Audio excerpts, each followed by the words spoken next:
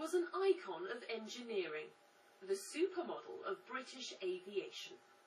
Now, 11 years after retirement, she's undergone a bit of work on her most famous feature. A Concorde has had a nose job. Well, that's one way of putting it.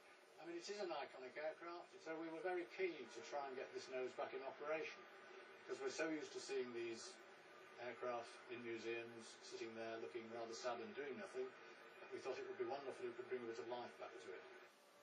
It was the famous droop nose developed at Marshall's in Cambridge that was key. Streamlined design, vital for supersonic flight, but with such a prominent nose, the pilots couldn't see where they were going. This test plane was used to hone the angle for takeoff and landing before Concorde became a commercial airliner in 1976. 170 knots and she's up. Flying the rich and famous at twice the speed of sound, they could get from London to New York in less than 3 hours. Today, former Concorde captain John Hutchinson returned to the cockpit. I don't know how you'd describe it. It was like a thoroughbred. It was very responsive thoroughbred with enormous power, fantastic, beautifully balanced flying controls. You could fly it with just your thumb and your forefinger. I was dragged off into retirement, kicking and screaming and protesting.